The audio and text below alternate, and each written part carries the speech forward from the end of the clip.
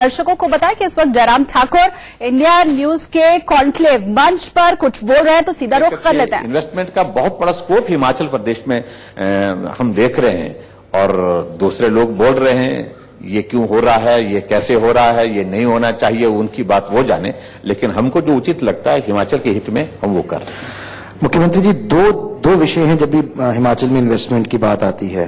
पहला विषय है इंफ्रास्ट्रक्चर का, जो कि एक कंसर्न हमेशा रहता है हिमाचल के संदर्भ में, और दूसरा विषय रहा है कि जो लोग हिमाचल में आके निवेश करना चाहते हैं, क्योंकि कुछ रिस्ट्रिक्शंस हैं लैंड होल्डिंग को लेकर और चीजों को लेकर, तो इन दोनों विषयों को आप कैसे देखते हैं और कैसे समझते हैं कि टैकल किया जाएगा? ये बात ठीक है आपका थोड़ा, क्योंकि पहाड़ी राज्य है और पहाड़ी राज्य की भौगोलिक परिस्थितियां बहुत कठिन होती है, जिंदगी जीवन भी कठिन होता है, पहाड़ चढ़ना पहाड़ उतरना ये जिंदगी भर का एक हिस्सा होता है। लेकिन उसके बावजूद भी कुछ चीजें हमारे पास बहुत बड़ी अट्रैक्शन के रूप में भी हिमाचल प्रदेश में जो बाकी जगह नहीं मिलती है, और उसमें इंफ्रास्ट्रक्चर की अगर आप बात करें, अब वो स्थिति भी नहीं रह गई हिमाचल प्रदेश की कि हमारे पास कुछ नहीं है कम है, हम मानते हैं इस बात से हम सहमत हैं, लेकिन उसके बावजूद भी हम उस सारे सेक्टर में आगे बढ़ रहे हैं। पर्टिकुलरली हमारे साथ सबसे बड़ा इशू आता था कनेक्टिविटी का इशू आता था, क्योंकि रेलवे कनेक्टिविटी नहीं है, बाय रोड कनेक्टिविटी है तो थोड़ा घूम घूम के जाना पड़ता है। तो ऐसे में अब हमने पिछले 5 सालों से हिमाचल प्रदेश में रोड के नेटवर्क को बहुत बड़ा जो है आगे बढ़ाने के लिए काम किया। उसमें हमारे मोदी जी, हमारे नितिन गडकरी जी का बहुत बड़ा कंट्रीब्यूशन उसमें है।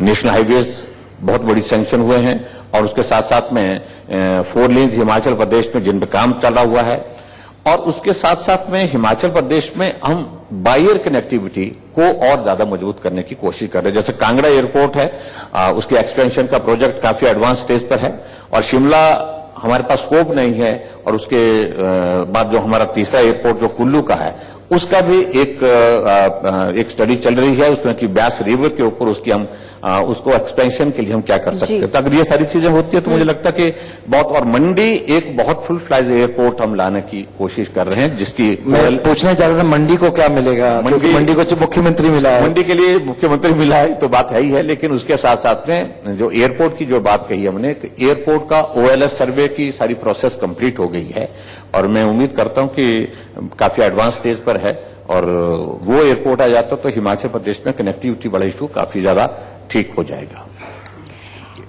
आपने कहा कि आपने काफी निवेशकों से बात किया, आप दुबई गए और बाकी जगहों पे गए, उनकी क्या एक स्पेसिफिक एक ऐसी कोई डिमांड जो आपको लगता है जरूरी है और आप जिसे पूरी कर पाएंगे ये इन्वेस्टर समिट के जरिए और आगे भी, जिससे और निवेश आए? वहां अलग अलग जो सेक्टर में काम करने वाले लोग हैं, और बहुत सारे जो उसमें जो हमारे देश के लोग हैं, आप देखेंगे UAE में 93 लाख पॉपुलेशन है टोटल, और उसमें से 33 लाख इंडियन है, और जो इंडियन वहां पर हैं उनका अभी तक भी हिमाचल के प्रति जो बहुत अच्छा सोचना है। अलग अलग सेक्टर में उन लोगों ने अपनी बात कही है, हम इस सेक्टर में आना चाहते हैं। हॉर्टिकल्चर के सेक्टर में हमने देख रहे हैं कि उस सेक्टर में काफी लोगों का रुझान है। टूरिज्म में वेलनेस सेंटर के लिए, और टूरिज्म के हमारे इको टूरिज्म और दूसरी सारी चीजों को लेकर के उसमें होटल्स के लिए भी उनके काफी अच्छे सुझाव आ रहे हैं। और देखिए, हम अगर दुबई की अगर हम बात करें तो एक देखिए वहां से एक चीज तो हमको सीखने लायक है, जिसको मैं कह सकता हूं, जहां कुछ नहीं था पानी वहां नहीं जी, वहां जमीन पर आपका अब फसल वहां पर नहीं होती है, और बाहर 50 डिग्री टेम्परेचर होता है, लेकिन उस दुबई में आज ऐसी सिचुएशन है कि दुनिया का सबसे बड़ा वर्ल्ड ट्रेड का वो सेंटर बन गया। वजह कि जुनून के साथ काम करना उनके स्वभाव का हिस्सा, दुनिया की सबसे बड़ी चीज करना, सबसे बड़ी चीज चाहे वो बुर्ज खलीफा है, चाहे वो और कोई चीज है, तो सारी चीज को लेकर के उनका एक रुझान है। तो ऐसे में मुझे लगता है कि जिस जुनून के साथ हम काम करने की कोशिश कर रहे हैं, ठीक है हमारी परिस्थितियां अलग तरह की हैं, कठिनाइयां बहुत ज्यादा हैं, लेकिन फिर भी हम इस बात को कह सकते हैं कि आने वाले समय में जो हमने हिमाचल के लिए जो प्लान्स किए हैं वो बहुत कारगर हैं और उनका परिणाम बहुत सार्थक हो। जी, हम चंडीगढ़ में बैठे हैं यहाँ पे, और आपने यहाँ पे पहले भी एक बारी बोला हुआ है कि चंडीगढ़ पे तो आपका भी पूरा हक बनता है, इसके बारे में आप बताइए। आप चंडीगढ़ वालों से झगड़ा यही कराना चाहते हैं? नहीं, जो पंजाब रीऑर्गेनाइजेशन एक्ट में चंडीगढ़ में हिमाचल का कुछ शेयर है तकरीबन 7.5-8% नौकरियों का, और एक क्लेम बनता है, उसके बारे में देखिए, हमारा बहुत अच्छा संबंध है चंडीगढ़ के साथ, लेकिन हिस्सेदारी की बातें तो है ही है, वो तो भाइयों में होती है। और 7.9% जो हिस्सा जो है वो रिकॉर्ड का हिस्सा है, वो पार्ट ऑफ द रिकॉर्ड सारा जो हमारा जो एग्रीमेंट है। तो उसमें चीजें पेचीदगी हैं, लेकिन हम उसके लिए लड़ करके कोई आंदोलन करके कोई इस प्रकार की बात नहीं। हम कहते हैं कि जो बात हमारी है वो तो है, उसका जिक्र जहां जहां मिलता है, आपने छेड़ दी बात तो जिक्र तो हो ही जाता है, लेकिन फिर भी उसको कोई रास्ता निकले, कभी न कभी कोई रास्ता निकलेगा। उसमें क्या रास्ता निकल सकता है? जब तीनों राज्यों में भाजपा की सरकार होगी या अलायंस की होगी, तब शायद रास्ता निकल पाएगा। तो सरकार तो आजकल हमारी है, चाहे यहां है चाहे वहां है, सब जगह है। तो ऐसी परिस्थिति में भी हम बात तो रखते हैं, बात करते हैं बहुत सारी चीजों को लेकर के। उम्मीद करनी चाहिए, उम्मीद नहीं छोड़नी चाहिए।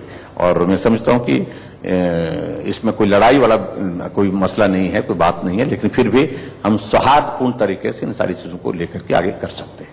जी। अगर हम बात करें हिमाचल की, तो वहां पे बाई इलेक्शन होने और कोई लोग कह रहे हैं कि अब फिर से एक परीक्षा की घड़ी आने वाली है, क्या कहना चाहेंगे, स्पेशली जब रिकॉर्ड तोड़ विनिंग मार्जिन रह चुके हैं भाजपा के लिए, अब आपको क्या लगता है इन बाई इलेक्शन को लेकर?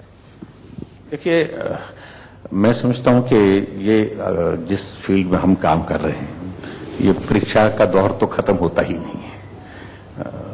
जब नई जिम्मेवारी मिली तो तब भी लोगों ने बहुत सारे प्रश्न खड़े कर दिए थे, क्योंकि वहां धारणा बनी हुई थी वो आएगा तो वो ऐसा करेंगे, दूसरा आएंगे तो ऐसे करेंगे, और बीच में हम आ गए।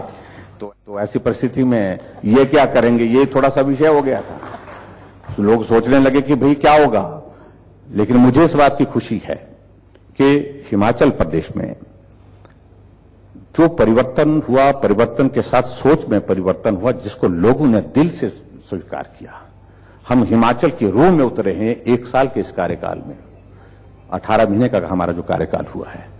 और इसलिए मैं कह सकता हूं इस बात को, जो सारी तमाम प्रश्न खड़े किए जाते थे, बहुत कुछ लोग बहुत हल्के में सारी चीजों को लेने की कोशिश करते थे, हम सिर्फ काम करते रहे, हमने बोला नहीं, सिर्फ काम किया। परिणाम यह हुआ कि लोकसभा के चुनाव में पूरे देश का सबसे बड़ा वोट शेयर हिमाचल ने दिया। 69.2% वोट शेयर जो है हिमाचल प्रदेश, सबसे ज्यादा वोट शेयर है। 68 में से 68 कॉन्स्टिट्यूंसी में भारतीय जनता पार्टी की जीत हुई है। और उसके बाद जितना मार्जिन अब की बार जो हमारे जीतने का लोकसभा के चुनाव का रहा, ये मार्जिन आज से पहले कभी नहीं रहा। तो ये सारी चीजों को लेकर के तो अब हिमाचल के अंदर तो काफी हद तक शांति है सारे विषय को लेकर के, जो कई तरह के प्रश्न खड़े करते थे। तो आज के इस दौर में मैं यही कहना चाहता हूं कि जो बाई इलेक्शन की आप बात कर रहे हैं, ठीक है, चुनाव को हम हल्के में कभी नहीं लेते हैं। 2 चुनाव हैं, 2 जगह से हमारे विधायक थे और वो दोनों सांसद बन गए, दोनों जगह चुनाव हो रहा है और दोनों जगह मेहनत करेंगे और निश्चित रूप से हम जीतेंगे। धर्मशाला और पच्छाद विधानसभा क्षेत्र में कोई बड़ी कठिनाई नहीं, हम अच्छी तरह से जीतेंगे। मुख्यमंत्री जी, ऐतिहासिक जीत हुई, हिंदुस्तान में सबसे ज्यादा वोट शेयर बीजेपी का आया, ये दोनों बातें सही हैं।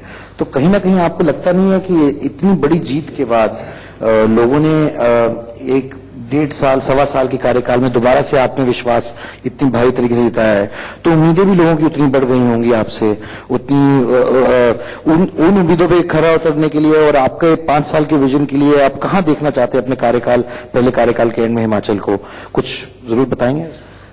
सबसे बड़ी बात है कि स्वाभाविक रूप से इस प्रकार का मैंडेट जब मिलता है तो ये मान करके चलना चाहिए कि लोगों की उम्मीदें बड़ी होंगी, और उम्मीदें बड़ी हैं, उसमें दो राय नहीं।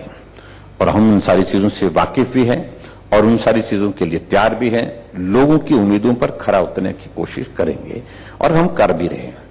और यही एक मैं देखता हूं कि पिछली सरकार और हमारी सरकारों में अंतर खास तौर से कि फोकस काम पर है, सिर्फ काम पर है। अन्यथा आज से पहले हमेशा क्या होता था, सरकार बनने के बाद बहुत सारी दूसरी बातों में उलझ करके रह जाते थे, जिसका परिणाम ये होता था एक दूसरे के खिलाफ झगड़े झमेले, लड़ाई, कोर्ट कचहरी, ये सारा चलता रहता था। आज हम देख रहे हैं कि हमारा जो ये कार्यकाल जो बीता है तो ये कार्यकाल में एक भी दिन कोई खबर नहीं होती है कि जो इसमें कि भाई इसके खिलाफ ये मामला दर्ज कर दिया, उसके खिलाफ ये मामला दर्ज किया। ऐसी बदले की भावना से काम करने की हमारी सरकार की बिल्कुल मंशा ना रही और पहले दिन से हमने स्पष्ट किया हम काम पर फोकस करेंगे, हम काम कर रहे हैं। जो हिमाचल के लोगों को उनके इसके हिसाब से, उनकी प्रकृति के हिसाब से उनको अच्छा लगा कि काम सिर्फ काम यहां पर हो रहा है। चुनाव की बात करेंगे तो चुनावी मुद्दों की बात होगी, इलेक्शन कैंपेन की बात होगी। क्या आपको लगता है धारा 370 जो है वो, क्योंकि तीन प्रदेश के राज्यों में चुनाव होंगे, एक मुद्दा बनेगा भाजपा के लिए? स्वाभाविक रूप से ये तो मुद्दा देश में बहुत बड़ा मुद्दा आज की तारीख में, जिस चीज के बारे में सोचा नहीं जा सकता था। मुख्यमंत्री जी, आप तो एबीवीपी में संगठन मंत्री भी थे और आप इस मुद्दे से बहुत नजदीकी से जुड़े भी थे, तो आपको लगता था कि ये एक रियलिटी होगी उन दिनों में कि कभी ऐसा हो पाएगा? सचमुच में इस बात के लिए हमने सोचा था कि बहुत कठिन काम है, हम बोलते रहेंगे। वो हमारा बहुत पहले से हमारे संगठन का बहुत इस मामले को लेकर के बड़ा विजन बड़ा क्लियर था फ्रॉम द डे वन कि धारा 370 समाप्त होनी चाहिए और कश्मीर भारत का जिस रूप में अन्य राज्य हिस्सा है उस रूप में इसको होना चाहिए। और मैं वहां खुद रहा हूं जम्मू कश्मीर में, और उस वक्त भी हम अनुभव करते थे, महसूस करते थे धारा 370 एकमात्र सबसे बड़ी बाधा थी भारत को जम्मू कश्मीर के साथ जोड़ने के लिए। भावनात्मक रिश्ता ही कायम नहीं हो पा रहा था उसकी वजह से, क्योंकि वहां सचिवालय के ऊपर जब तिरंगे झंडे के समानांतर जम्मू कश्मीर का झंडा लगता था तो वो अलग तरह का भाव देता था। वहां पर आपका इंडियन पैनल कोड लागू नहीं होता था, रणवीर पैनल कोड लागू होता था, वो अलग तरह का भाव देता था। पार्लियामेंट में बिल पारित होता था लेकिन जम्मू कश्मीर में लागू नहीं होता था। भारत का राज्य होने के बावजूद तब तक लागू नहीं होता था जब तक वहां की विधानसभा उसको पारित नहीं करती थी। आपका आईटीआई आज तक वहां पर लागू नहीं होता है और बहुत सारे इश्यूज हैं जिस पर हम बोल सकते हैं जिसका इम्पैक्ट था। इसलिए वहां के लोगों में भाव इस तरह का था कि हम हट करके हैं, बाकी राज्यों से हट करके हैं। तो ऐसी परिस्थिति में ये बहुत एक महत्वपूर्ण निर्णय, ऐतिहासिक निर्णय हुआ है और जिसके लिए मैं आदरणीय प्रधानमंत्री नरेंद्र मोदी जी को और अमित शाह जी को, हमारे जो गृह मंत्री हैं, उनको बहुत बहुत बधाई देता हूं। हमने जिंदगी में कल्पना सचमुच में नहीं की थी। हम भी सोच रहे थे कि ये जीवन हमारा जो है ये नारा लगाते लगाते खत्म हो जाएगा, धारा 370 समाप्त करो, जहां हुए बलिदान मुखर्जी वो कश्मीर हमारा है, हम नारा लगाते रहते हैं। और वो हमने अपनी जिंदगी में देखा, सचमुच में आज बहुत आनंद का भाव महसूस। जो विरोधी हैं, जो पॉलिटिकल ओपोनेंट्स हैं, वो और इसका विरोध कर रहे हैं इस मूवमेंट का, उनको आप क्या कहना चाहेंगे? क्योंकि एक बहुत भारी संख्या में लोगों का पूरे देश में समर्थन मिला है धारा 370 वाले एक्शन को और 35A को, तो उनको आप क्या कहना चाहेंगे? देखिए, मैं समझता हूं कि एक तो धारा 370 की स्पिरिट को वो सही तरह वो समझे नहीं होगी, एक तो बात मुझे ये लगती है। लेकिन कुछ लोगों को कुछ कहना है, वो ठीक है चाहे गलत है, क्योंकि मोदी जी कर रहे हैं, अमित शाह जी कर रहे हैं, ये हमारी सरकार, केंद्र की सरकार कर रही है, इसलिए बोलना है कि उनके विरोध में बोलना है। तो मुझे लगता है कि पूरे देश ने जिस तरह से धारा 370 को स्वीकार किया है, पार्टी लाइन से ऊपर होकर के लोगों ने, यहां तक कि कांग्रेस पार्टी में भी बहुत बड़ा वर्ग खुले रूप में इसको स्वीकार करने के लिए आगे आया, जिनने इंटरव्यू दिया है, कई लोगों ने पार्टियां छोड़ दी सारी इसको लेकर के। तो ये मुझे लगता है कि एक बहुत बड़ा एक संदेश है। कुछ लोग लोकतंत्र में ऐसे रहेंगे, वो पड़े रहेंगे, जहां पड़े रहना है उनको पड़े रहें, हमें कोई आपत्ति नहीं। लेकिन धारा 370 का पूरे देश ने अभिनंदन किया है, स्वागत किया है। और मैं देश के बाद देश के बाहर भी कह सकता हूं कि सही चीज अब हुई है भारत की मजबूती के लिए। आज जम्मू कश्मीर से कन्याकुमारी तक जो है तिरंगा झंडा भारत का जो है और ज्यादा जो है बुलंद हुआ है, एक भारत देखने को मिला है। तो जाहिर सी बात है ये मेन चुनावी मुद्दा रहेगा भाजपा के लिए 3 प्रदेश चुनावों के लिए। तो स्वाभाविक रूप से मैं समझता हूं कि आज की तारीख में ये बहुत बड़ा मुद्दा है। और ठीक है, जहां प्रदेश के चुनाव होते हैं, छोटे इश्यूज होते हैं, स्टेट के भी इश्यूज होते हैं, लेकिन जिसका असर होगा, सबसे बड़ा इंपैक्ट होगा तो धारा 370 और ये 3 लोकसभा, ये 3 राज्यों के जो चुनाव हैं, 3 राज्यों के जो चुनाव है, इसका असर इसमें निश्चित रूप से दिखने को मिलेगा। एक चीज और मैं पूछना चाहूंगी कश्मीर को लेके और धारा 370 को ही लेके, वो ये है कि कांग्रेस के अंदर एक मतभेद रहा है। वहां पे कुछ नेताओं का ये मानना था कि ये बहुत सही निर्णय लिया गया है, और राहुल गांधी और कुछ एक लोगों का मानना था कि ये सबसे गलत निर्णय लिया गया। कांग्रेस के अंदर एक मतभेद है इस विषय को लेकर। कांग्रेस में आज की तारीख में जो परिस्थिति है उस बारे में कोई टिप्पणी करना उचित नहीं होगा। बहुत बिखराव है, ना विजन रह गया, ना कांग्रेस पार्टी में कोई इस तरह की कुछ सोच रह गई, और ऐसी ना लीडरशिप रह गई है। लेकिन धारा 370 के कारण कांग्रेस पार्टी के अंदर जो है बहुत बड़ा डिवीजन, बहुत बड़ा वर्ग कांग्रेस पार्टी के अंदर इस बात को स्वीकार कर रहा है कि जो निर्णय जो किया है धारा 370 को समाप्त करने का, इसके लिए कांग्रेस पार्टी को खुले रूप में खड़े होकर के स्वागत करना चाहिए, अभिनंदन करना चाहिए। और सच्ची मायने में ये सबसे बड़ी भूल कांग्रेस की हुई है। जब 562 रियासतों को एक करने के लिए भारत आजाद होने के बाद ये काम किसको दिया जाए, तो सरदार वल्लभ भाई पटेल जी को उस वक्त ये काम दिया गया था। और सरदार वल्लभ भाई पटेल जी को जब नेहरू जी ने यह काम दिया था गृह मंत्री के नाते, उप प्रधानमंत्री के नाते, जब वो जिम्मेवारी दी गई थी, तो उस वक्त नेहरू जी ने इस बात का जिक्र किया कि जम्मू कश्मीर का मैं खुद रहने वाला हूं, मेरा संबंध है वहां से, ये जम्मू कश्मीर का मामला मैं खुद देख लूंगा। 562 रियासतों को इकट्ठा कर लिया, और एक रियासत जो नेहरू जी के जिम्मे थी, जिसको कहा उन्होंने था कि भी मैं कर लूंगा इसको, वो अब जाकर के समाधान हुआ। इसलिए कांग्रेस को अपने इतिहास पर शर्मिंदा होना चाहिए। जी, कश्मीर से अगर हम हटे थोड़ा और एक और विषय की बात करें जिसको आजकल काफी प्रदेश सरकारें भी इस वक्त उसके खिलाफ या उनका व्यू थोड़ा अलग है, वो है मोटर व्हीकल एक्ट को लेके। बहुत भारी संख्या में फाइन्स बढ़ गए हैं।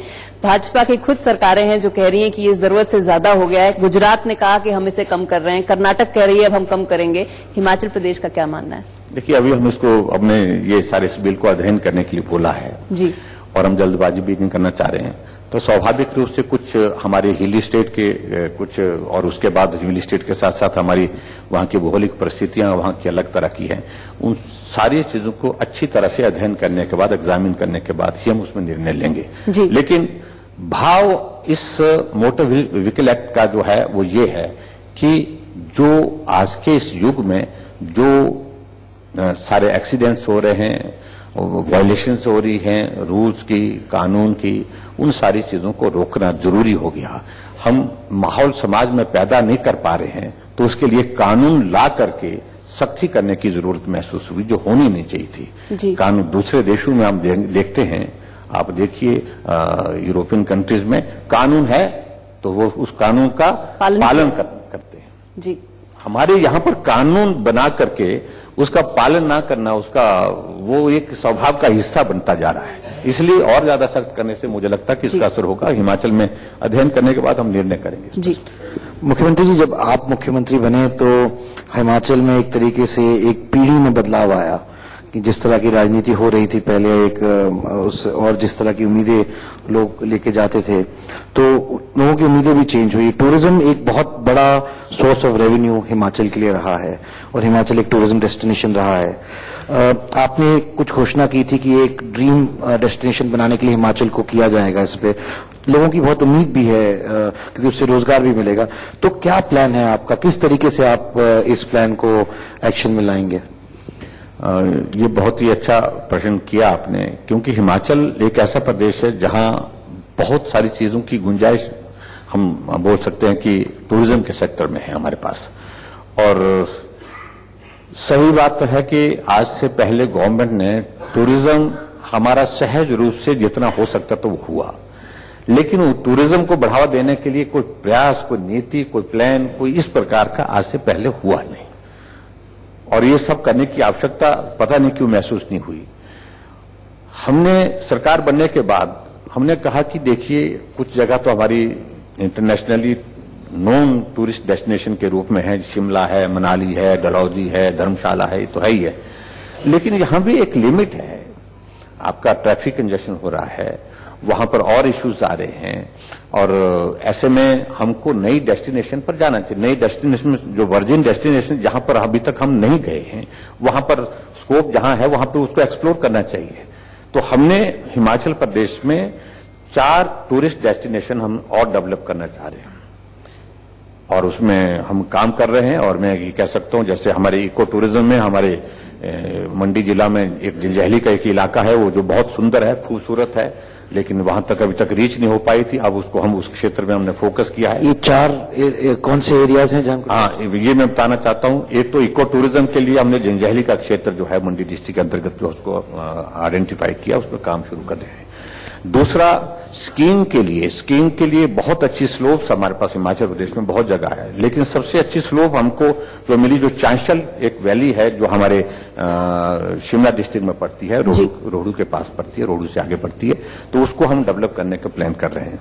तीसरा, जो वीड विलिंग जो है हमारा, जहां पर जो पैराग्लाइडिंग का हालांकि इंटरनेशनल लेवल का एक ये डेस्टिनेशन है, वहां अभी तक तो प्रकृति के हिसाब से, नेचर के हिसाब से वो चीजें अच्छी हैं, लेकिन वहां जो इंफ्रास्ट्रक्चर करना और सारी चीजों को प्लान करना, वो सारी चीजें नहीं हो रही थी। उसमें अब हमने जाकर के उसमें हमने फोकस किया। एडीबी का हमारा लगभग 1900 करोड़ रुपए का जो प्रोजेक्ट है, उसको हमने इस तरह से प्लान किया। एक चौथी डेस्टिनेशन हमारे जो कांगड़ा डिस्ट्रिक्ट में हमारा जो पोंग डैम है, पोंग डैम एक बहुत बड़ा एक हमारे पास रिजर्वायर है, तो उसमें बहुत स्पोर्ट्स एक्टिविटीज हो सकती है, वाटर स्पोर्ट्स की, और उसके साथ वो बहुत बड़ा सर्दी के मौसम में जो पक्षी वहां से आते हैं, विदेश से आते हैं और दूर दूर से आते हैं, तो एक नजारा वो होता है, देखने का होता है। तो ऐसी चीजों पर हम फोकस करके ये नई टूरिस्ट डेस्टिनेशन हम हिमाचल प्रदेश में डेवलप करना चाह रहे हैं और इसके लिए काम हमारा चला हुआ है। जी, हम तो चाहेंगे ये चर्चा का सिलसिला चलता ही रहे, बट समय की कमी है।